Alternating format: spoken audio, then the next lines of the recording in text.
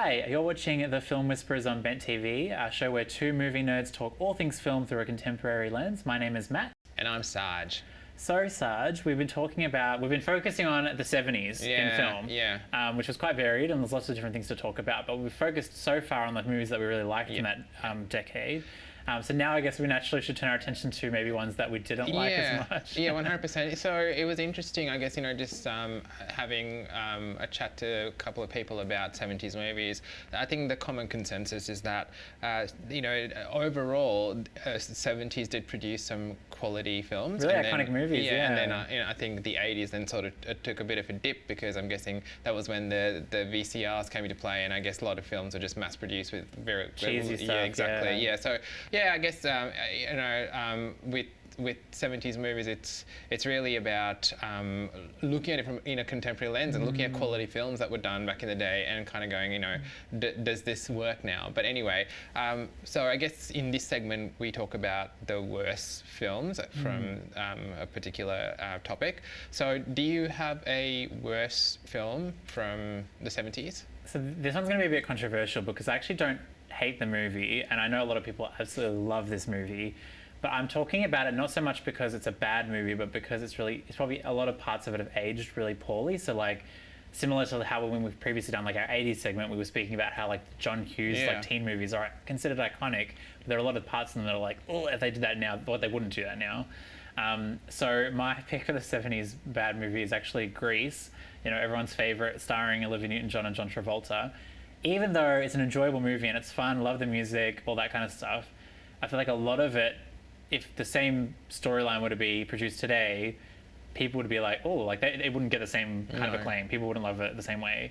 So like, obviously, I mean, I don't need to tell everyone about the story, but like a lot of the big themes in the movie are surrounding how Olivia Newton-John's character, Sandy, wants to win back Danny.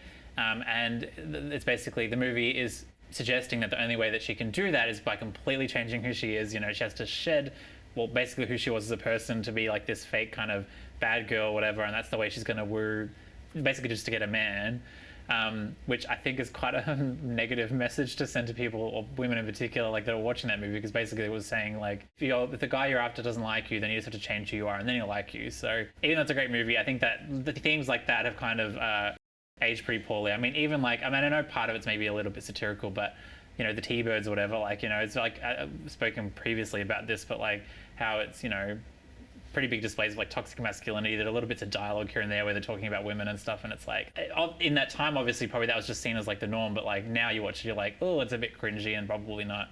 I completely agree with you. Yeah. I completely agree with you. So Grease is one of my favorite films as a teenager. I would watch it a lot because I thought it was such a fun musical, and then I guess with our eyes just opening up to what is problematic in the last couple of years, going back and revisiting it, it's a pretty, as you said, it doesn't send a good message at all. The song Summer Nights, for example, there's that one line in there, and I'm sure you know what line I'm talking about, where he says, did she put up a fight? Like to have sex or whatever. You think, excuse me, like what on earth? And it doesn't even stop there. I remember there's another line that's delivered by one of the characters. It's like, when talking about women, he says, well, they're only good for one thing. And then another character says, well, what are you meant to do with them for the 23 hours and 45 minutes a day? Oh, it's so disgusting, and I guess at the time it was okay to write a script like that, which, and I guess given that, yes, it is a movie from the 70s, I'm wondering if they do that musical now, and it's a musical that's going to keep going, right? How do you reckon they're going to deal with that situation? Because I would be horrified to watch that musical now and see those themes played out even on stage. It's probably actually due for the remake treatment. Like a lot of those kind of old ones like eventually get remade. Like I wonder if maybe sometime in the near future they'll do a remake where they like modernize it and make it a bit more woke and a bit more whatever, and like it probably wouldn't land the same way, but Yeah, I don't know. It's a good question. Yeah, look, and I don't know. I feel like, the thing at the end, I think about it more now. And yes, she gets all bad girl.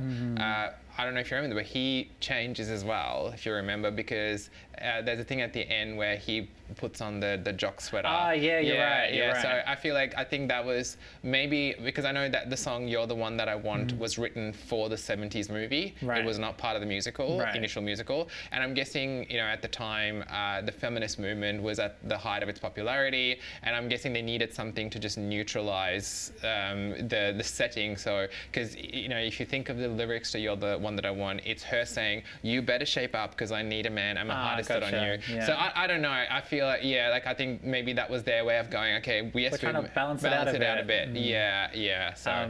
But yeah, that would be my one anyway. So I'm sorry to all the Grease fans out there, because I know it's got a big following. But how about yourself? Well, sticking to John Travolta. Oh yeah. Yeah. So mine would be Saturday Night Fever. Which I've only seen once, but I feel like you said in the past, that's that was at least one of your favorite movies. Am I making that up? No, definitely Grease was. Oh, Grease was. Okay. Not Saturday Night Fever. Look, I think the soundtrack to Saturday Night Fever is absolutely amazing. It's got to be one of the best soundtracks ever. Okay, but music aside, the way the women are treated in that film is just shocking. And you know what?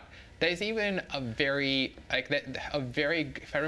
graphic rape scene in it. Oh, jeez, okay. And the woman who they end up raping is a girl who's friends with the group of guys. And the way the main character, whose name is Tony, treats the women in the movie, like even his dance partner, it's just disgusting. It's absolutely disgusting. And yes, the T-Birds we just spoke about.